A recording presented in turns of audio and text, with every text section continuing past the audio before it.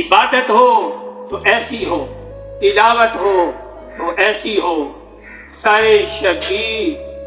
تو نیزے پہ بھی قرآن سناتا ہے۔ حضرت زید بن ارقم رضی اللہ تعالیٰ عنہ بیان کرتے ہیں کہ جب یزیدیوں نے امام علی مقام امام حسین رضی اللہ تعالیٰ عنہ کے سر مبارک کو نیزے پر چڑھا کر کوفہ کی گلیوں کا گشت کیا تو اس وقت میں اپنے مکان کے بالا خانے پر تھا۔ جب سر مبارک میرے سامنے سے گزرا تو سر مبارک نے سورۃ کاف کی یہ ایت تلاوت فرمائی، ام حسبت ان اصحاب الکاف والرقیم کانوا من آیاتنا عجبا، کیا تمہیں معلوم ہے کہ پہاڑ کی دار والے اور جنگل کے کنارے والے ہماری ایک عجیب نشانی تھے۔ اسی طرح مینہال بن عمر کہتے ہیں، واللہ میں نے باچشمی خود دیکھا کہ جب امام حسین رضی اللہ تعالیٰ عنہ کے سر مبارک کو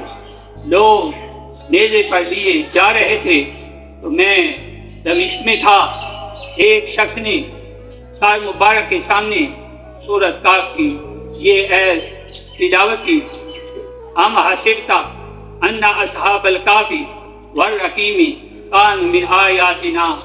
عجبا، کیا تمہیں معلوم ہے کہ پہاڑ کی غار والے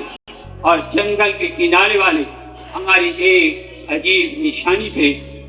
حضرت محترم اللہ تبارک و تعالیٰ نے سر مبارک کو قوت رویائی عطا فرمائی تو اس سے جواب آیا، اس سے آواز آئی، عجب من اصحاب کافی قتلی و حملی، کہ اصحاب کاف کے واقعہ سے میرا قتل ہونا اور نیزے پر چڑھایا جانا عجیب تر ہے۔